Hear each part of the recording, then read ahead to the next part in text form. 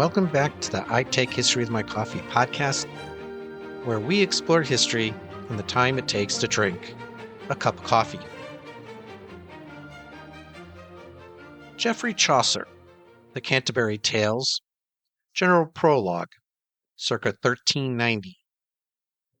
A worthy woman from beside Bath City was with us, somewhat deaf, which was a pity. In making cloth, she showed so great a bent. She bettered those of Ypres and of Ghent. When we think about the economic landscape of early modern Europe, it's easy to focus on the grand narratives of international trade, the rise of banking, and the beginnings of industrialization. However, to truly understand the economic fabric of this period, we need to look closer at the everyday transactions and the people who made them happen. In this context, the role of women in the economy offers a fascinating glimpse into the complexities and contradictions of the time. While men dominated the upper echelons of trade, women were far from absent in this economic sphere. Their participation ranged from small-scale retail to, in rare cases, significant international commerce. Take, for instance, the remarkable story of Glückel of Hameln, a Jewish woman who carved out a successful career in the diamond and gold trade. Her autobiography depicts a savvy businesswoman traveling across Europe, from Holland to Hamburg, pursuing profitable deals. Glückel's story, while exceptional, hints at the potential for women's economic agency in this period. However, the reality was far more modest for most women. They were typically found in marketplaces, manning stalls or small shops, selling everything from food to clothing. These women played a crucial role in the distribution of goods, often supplementing their income with money lending and pawnbroking.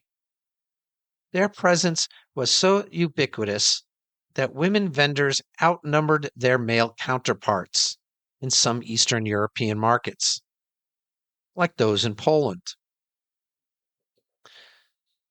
The relationship between these women and the authorities was often fraught with tension. City officials kept a watchful eye on female vendors and were concerned with maintaining fair trade practices and preventing the sale of stolen goods. Yet, many women found ways to resist these regulations, manipulating prices, creating artificial scarcities, and selling door to door despite prohibitions. The story of Anna Weyland, a persistent vendor in Strasbourg, exemplifies this cat and mouse game between authorities and market women.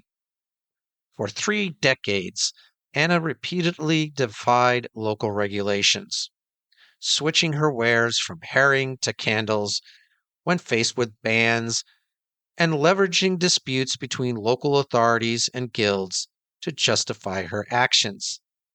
Her tenacity in the face of threats and punishments speaks to the resilience of women in this economic sphere. These market women were far from passive participants in the economy. They developed a strong sense of identity, often prioritizing their roles as vendors over their family titles. They actively defended their interests, engaging in legal disputes over territory and reputation. Their influence extended beyond the marketplace, playing significant roles in social movements like the Protestant Reformation and the French Revolution. As we delve deeper into the changing landscape of women's work in early modern Europe, from the family-based economies of the late medieval period to the proto-industrial era, we'll see how women like Glückel and Anna were part of a broader tapestry of female economic participation. Their stories challenge our preconceptions about women's roles in this period and invite us to reconsider the complexities of gender, work, and economic change in early modern Europe. In medieval Europe, women's economic contributions were deeply intertwined with the family unit. The household was not just a place to live, it was the primary economic engine of society. Women played crucial roles in this family economy, often working alongside their husbands in farming, crafts, and trade. As Europe entered the early modern period, new economic structures and social ideologies began to reshape the landscape of women's work. Let's examine the family economy that characterized much of late medieval Europe. There were generally three types of family economies coexisting during this time. First, there was subsistence or near subsistence production, where families produced goods primarily for their use. While this didn't usually lead to high social or economic status, it provided autonomy and control over resources. Second, and most relevant to our discussion, was market-oriented production. In this model, families produced goods and services for sale to others, either on direct commission or in anticipation of market demand. These families had control over their means of production and could exercise some influence in their markets. This type of family economy often provided opportunities for women to achieve high labor status.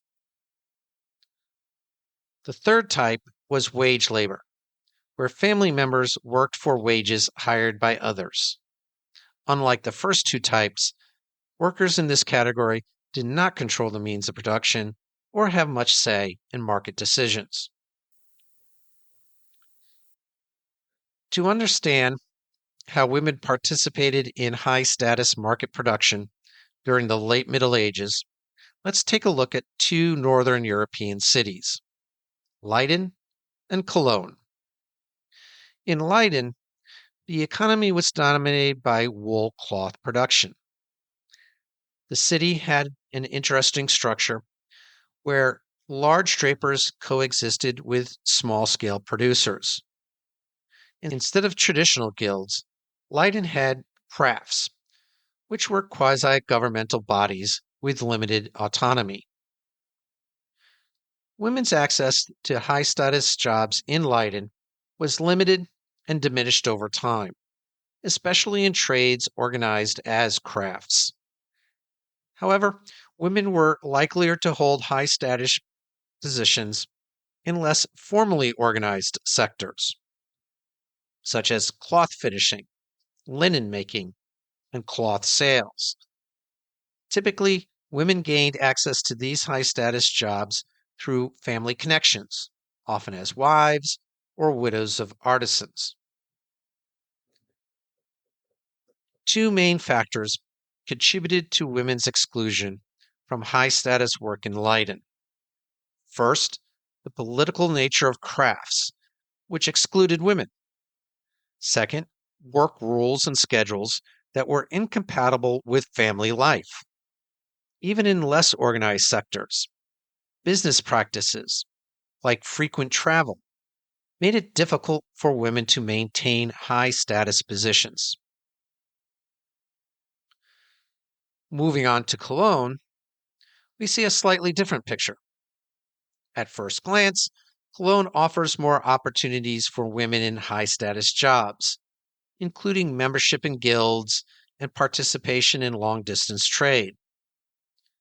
A closer look reveals that women's access to high status work still depended heavily on the survival of the family economy. Cologne's economy had two main components: long distance trade and industrial production, both which were changing. Women's participation in high status jobs was primarily in sectors that preserved the family production unit and did not require political status.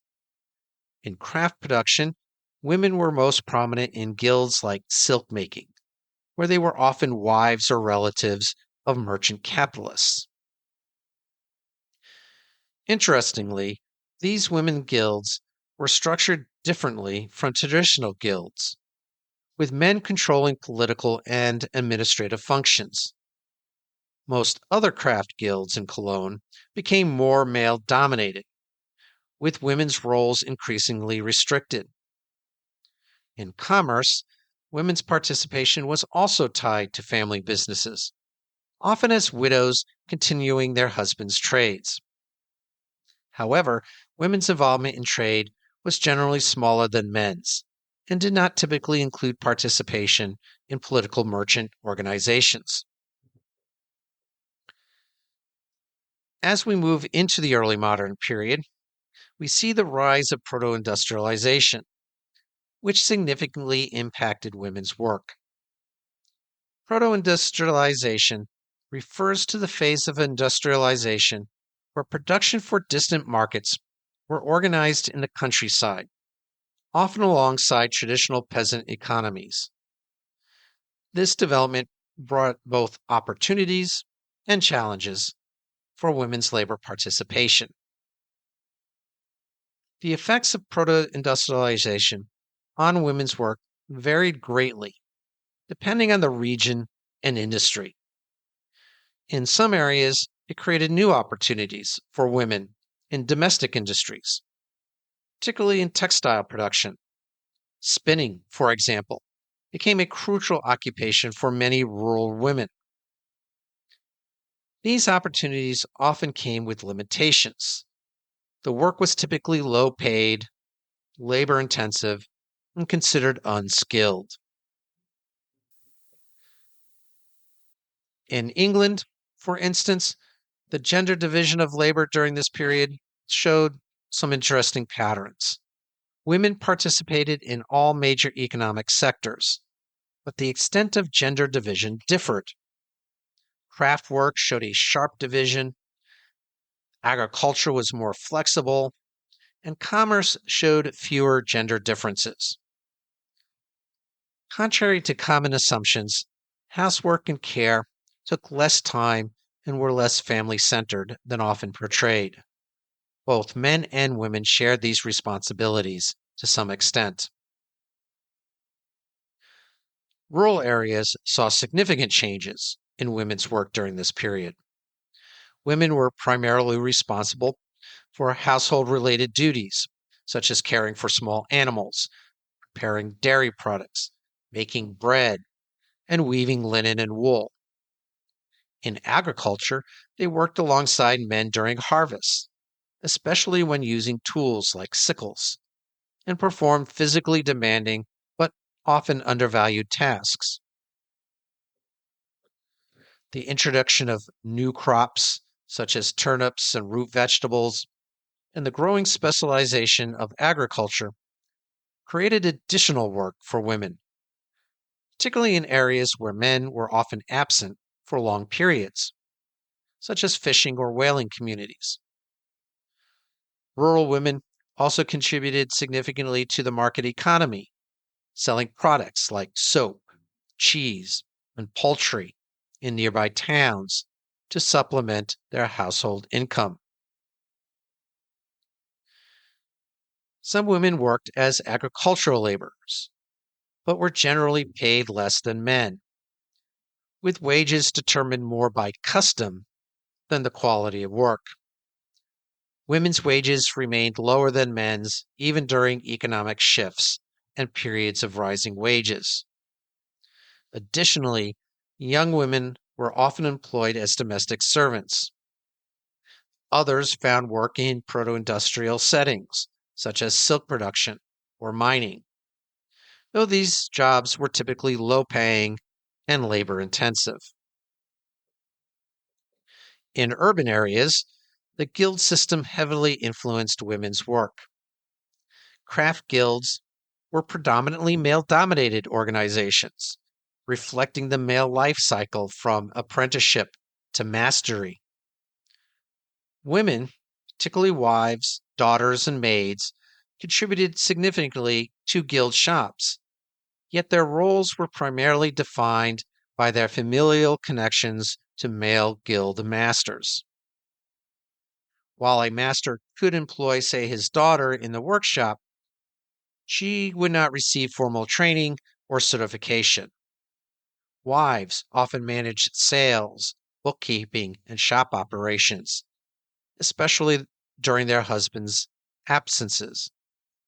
Yet their involvement did not equate to formal recognition within the guild structure. As guilds developed, the opportunities for women, especially widows, began to dwindle. Initially, widows could operate their deceased husband's shops for years without formal restrictions. However, by the mid 15th century, rules began limiting their ability to hire workers or maintain their shops, often leading to financial instability and dependency on public charity. The timing of these restrictions varied across different regions and crafts. For instance, while girls in England experienced some opportunities for apprenticeship into the 18th century, guilds began to exclude women from most trades. Authorities sometimes established separate guild like organizations for women, yet these were often viewed as charitable rather than legitimate professions. Despite these challenges, many women found work in the growing service sector. Domestic service became a predominant employment avenue, employing a significant percentage of women, particularly in urban areas. Many women engaged in domestic work aimed to earn dowries, while others remained in long term positions with low wages. Many women found jobs in hospitals, orphanages, and as independent practitioners, like midwives and wet nurses. Initially, the church managed these institutions, but from the 16th century onward, secular city governments took control, centralizing care in more extensive facilities. Midwifery, in particular, was regarded as a high status profession for women. Midwives underwent apprenticeship training and had various responsibilities, including childbirth assistance and welfare tasks. They maintained a strong professional identity, often appearing in legal matters concerning childbirth. Yet the mid 17th century saw the rise of male medical practitioners, who began to displace female midwives by portraying them as inept. This shift reflected a broader trend where women were systematically excluded from medical professions as universities denied them access to the needed formal training. The rise of capitalism profoundly affected how women's work was perceived and valued. As the definition of work shifted to paid labor, many of women's traditional economic contributions, particularly unpaid domestic tasks, were increasingly seen as non work. Even paid labor performed by women, such as taking in boarders or sewing, began to be seen as domestic or reproductive, in contrast to men's work, which was considered productive. This redefinition was further influenced by Renaissance humanism, which prioritized education for men, leaving women out of many occupations that required formal training. Similarly, the Protestant Reformation emphasized the civic role of men as fathers and heads of households, while limiting women's roles to mothers and housekeepers. Legal systems increasingly restricted women's economic activities, particularly after marriage, as they often required a husband's consent for contracts and other transactions. Although single women and widows could conduct business, their legal standing was typically more limited than men's. Authorities began to view independent women suspiciously, seeing them as masterless and a threat to social order, passing laws to control their mobility and work opportunities. Women's work patterns in pre industrial Europe have been described as an economy of makeshift or expediency. Poor single women and widows often had to piece together multiple temporary work arrangements. Married women supplemented the family economy with extra products or services that they could sell. Women had to be adaptable and change their work according to economic opportunities. But their socialization and training for the domestic sphere limited their access to high status positions. Historians are debating whether women were better off economically in the pre industrial era. Some argue that women's work was more valued in the family based economy of pre industrial times, while others contend that agricultural society was actually more oppressive for women. What's clear is that while the pre industrial family economy gave more dignity to women's work, it also restricted them to their designated sphere. The transition to industrial capitalism then brought new challenges and opportunities, creating a complex reevaluation of women's economic roles and status. Throughout this period of change, we can observe both continuity and transformation in women's work. A substantial portion of the population remained engaged in agriculture, where many traditional roles persisted. Even in urban settings, many jobs remain unchanged, especially in domestic service and public market sales. Women's work often involved adjusting to family life cycles, leading to fluctuating job engagements based on personal circumstances. Throughout this period, women faced barriers to occupations requiring formal education or significant financial resources, which limited their access to lucrative roles such as physicians, merchants, and government officials. By the 19th century, many women's economic activities were no longer recognized as economically significant, reinforcing the notion that women's work was merely supportive rather than productive. Despite this, a considerable number of women participated in the labor market. In 1700, studies revealed that 72% of women in London engaged in paid work, predominantly in low status positions. This phenomenon was part of a broader industrious revolution, where increased labor was driven by the desire to afford consumer goods. Women's labor, though often characterized as supportive, played a crucial role in this economic transformation, similar to the contributions of women and children in contemporary global markets. As we reflect on the changing landscape of women's work in early modern Europe, we see a complex picture of adaptation, resistance, and transformation. The transition from medieval family economies to proto industrial and early capitalist systems brought new opportunities and also significant challenges for women's economic participation. The story of women's work during this period is one of more than simple decline or progress. Instead, it reveals the intricate ways in which economic structures, social norms, and gender ideologies intersect to shape women's roles and opportunities. While some avenues for high status work closed, others opened up.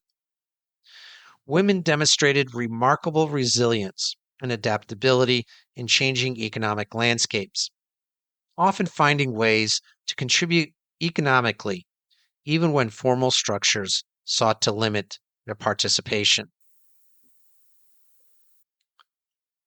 The legacy of this period continues to influence our understanding of gender and work today.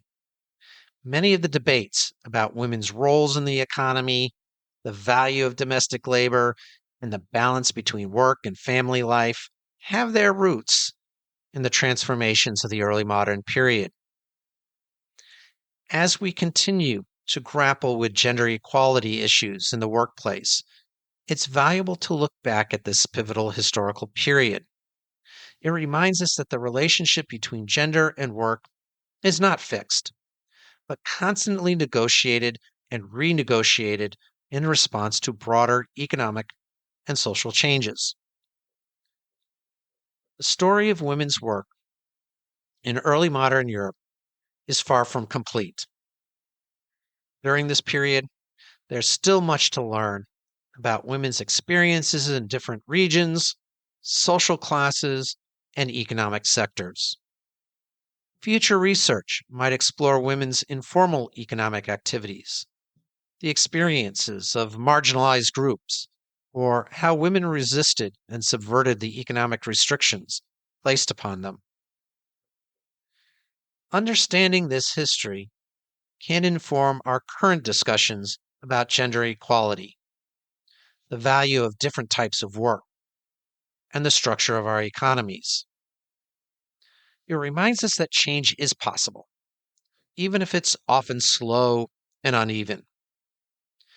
As we face our own economic transformations in the 21st century, the resilience and adaptability demonstrated by women in early modern Europe can serve as both an inspiration and a call to continue working towards a more equitable economic future for all. As always, maps and other supporting resources for all episodes are listed in the episode description. In the meantime, for more historical content, please visit the I Take History with My Coffee blog at itakehistory.com, and also consider liking the I Take History with My Coffee Facebook page. Feedback and comments are welcome at itakehistory@gmail.com, or you can leave a review on Apple Podcasts or on Spotify. You can also support this podcast by buying me a coffee at buymeacoffee.com/itakehistory. If you know anyone else who would enjoy this podcast, please let them know. And thanks for listening.